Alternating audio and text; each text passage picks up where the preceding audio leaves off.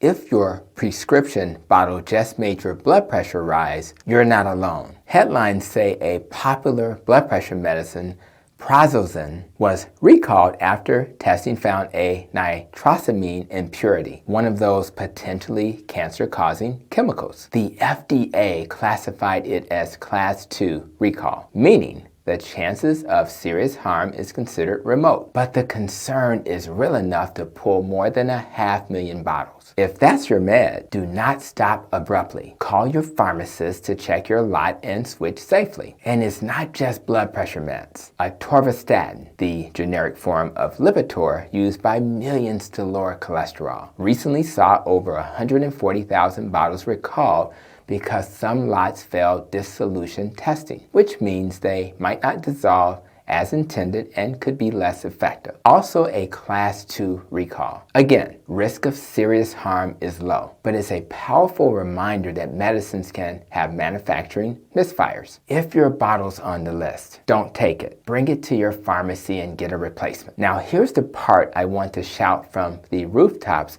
as a metabolic health doc. Medications have the potential to save lives, period. We should celebrate scientific wins. For example, the FDA just broadened the label for the first oral GLP-1, Rybelsus, to lower the risk of major cardiovascular events in people with type 2 diabetes at high risk. No injections required. And yes, that's a nice added benefit for this medication. And yes, headlines are leaning into its anti-inflammatory benefits too. Translation: scientists are sprinting to reduce heart attacks and strokes. And these new medicines are showing a lot of potential benefits. And that's not the only cool science moment.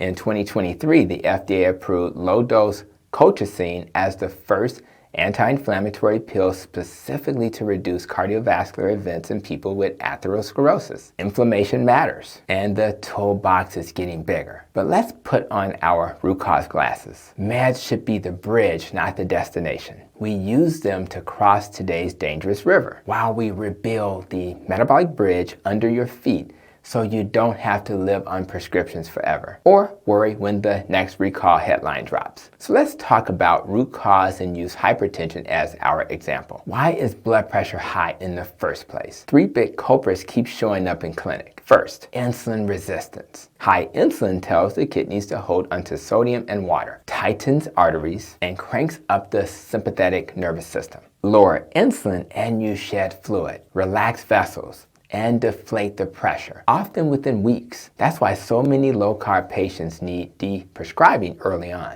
And here's a pro tip. That's not the diet failing. It's the meds now being too strong. Second, endothelial dysfunction. Your arterial lining's job is to make nitric oxide, the chill pill that relaxes vessels. Ultra-processed carbs, seed oil heavy foods, poor sleep, and stress punch holes in that system. Restore real food, fix sleep, calm stress, and the endothelium starts behaving like it was designed to. Third, chronic inflammation, stiff arteries, plaque instability, blood pressure that's stubborn for no obvious reason. Yes, meds like GLP-1s and colchicine can help tamp the flames, but so can your fork, your muscles, and your nighttime routine. Let's get practical. Here's a 4-week bridge plan I use in clinic that pairs beautifully with appropriate meds and often lets us step them down. Week 1, pull the biggest levers. Anchor meals with protein and real food. Trade cereal,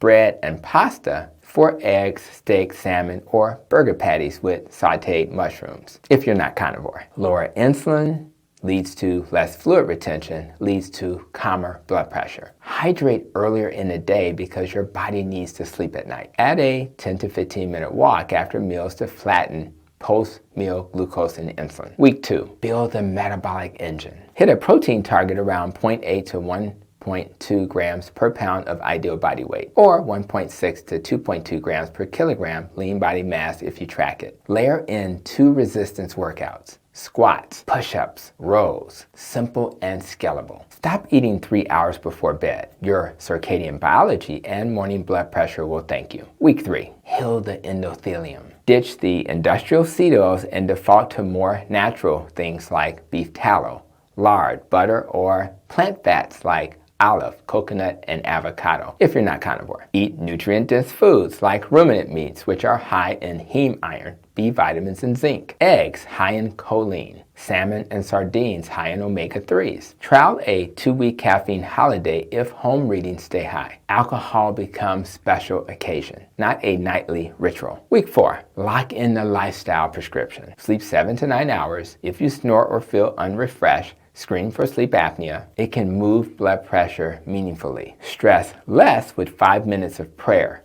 breathing, or meditation daily. Track blood pressure at home. Same time each day. Feet flat, back supported. Average 2 readings. Bring that log to your clinician so we deprescribe safely as numbers improve. Now, back to those headlines. The prazosin situation is a reminder that manufacturing problems like nitrosamine impurities can pop up and trigger recalls even in established meds. The system is designed to find and fix these. Your job is to partner with your pharmacist and clinician so you aren't left guessing. The Atorvastatin recall highlights the flip side. Sometimes the issue isn't contamination, it's performance. If a tablet doesn't dissolve predictably, it may not lower cholesterol as expected. And yes, I recognize many of us are not big fans of cholesterol meds. But the big question is this: why do I need this drug at all, and for how long? If lifestyle lowers your ApoB, triglycerides, glucose, and blood pressure, that pill count tends to shrink. And yes, a new oral GLP-1 approval is real progress, especially for people with type 2 diabetes and high cardiovascular risk